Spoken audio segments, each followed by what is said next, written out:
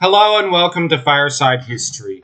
Today we're going to be discussing Suppiluliumas' opening move in the conflict with Mitannian. Now, having succeeded to the throne after disposing of his elder brother Tudalia, Suppiluliumas had already the most of the entirety of Anatolia under his sway. This had been accomplished in the reign of his father by Suppiluliumas himself. And now, he could have stopped there and just consolidated. Just focused on making sure that Anatolia never broke away from the Hittites. But that was not really the Hittite way to a large extent. They were rather like a shark. They had to constantly be moving, else they start falling apart, as you later see.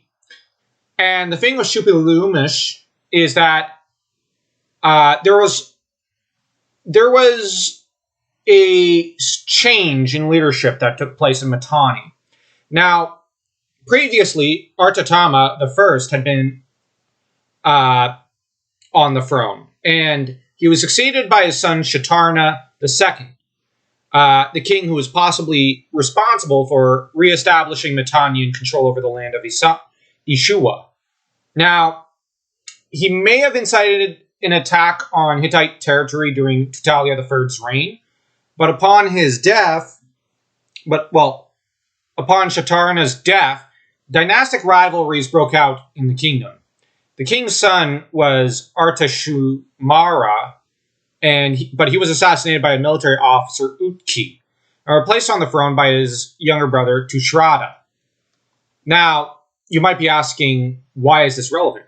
Well, this weakening of the Mitannian throne was quite the opening that Suppiluliumas couldn't have asked for a better opportunity, especially when Tushratta's elevation to the kingship did not go unchallenged. There was another claimant, second Artatama, who was very likely also from the Mitannian royal family. And apparently there was a lawsuit pending between them that was meant to get each of them bickering before the gods for favor. Which I could only imagine how that lawsuit would go down with the gods. But apparently the gods decided that, you know what? This is getting too messy. We'll ask for a recess and see if someone else can come in and provide a better suit. Which, as fate would have it, Suppiluliumas had a better suit in the form of his armies. And he led his forces into the land of Ishua,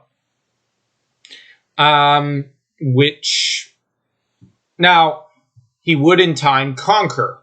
Now, he ended up apparently, losing an initial battle against Tushratta. I will just specify Tushratta, the one who succeeded Shatarna. And Tushratta boasted to Amenhotep III, his ally, although he sounds almost like a vassal in this text, "When the enemy came to my country, Teshu, my lord, delivered him into my power, and I conquered him. There was no one who returned to his country. I am sending to you with the present letter 1 chariot, 2 horses, 1 male and 1 female servant, as part of the booty of the land of Hatti."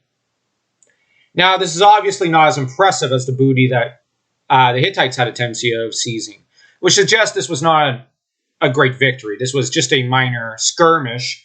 And Tushratta was either delusional and believed that he had won a great victory, or he was exaggerating his victory. Now, for Suppiluliumas, this was a great lesson. And he learned to back up his military conquests with diplomatic coups. And this would allow him to bolster his attacks and build upon his military's, I guess you could say, lawsuit before the gods. And this is just what he did. Now, he apparently decided to send messengers to Egypt to get them out of the conflict, sucking up to Akhenaten, probably the worst Egyptian king in history, who was, I would argue, madder than Caligula or Nero, or even, in some ways, Commodus was. And Suppiluliumas, these are his words: "Neither my messengers whom I had sent to your father, nor the request which your father had made in these terms, let us establish between ourselves nothing but the friendliest of relations. I have not refused these. All that your father said to me, I did absolutely everything. In my own request, I made to your father. He never refused it. He gave me absolutely everything." Now, you might be thinking that's an exaggeration. But I would argue the last part carries with it a premonition of the future.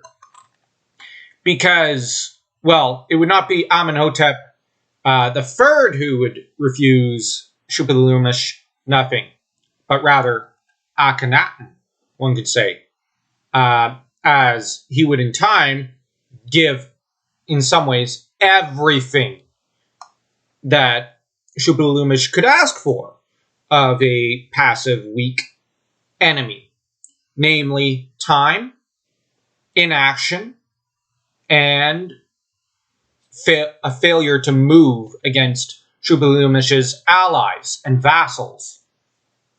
But that's a lesson for another time. Now, Suppiluliumas also, one last note, sought a marriage alliance with the Keshite ruling family in Babylon. A marriage that would have a great many consequences for the future of the Hittites.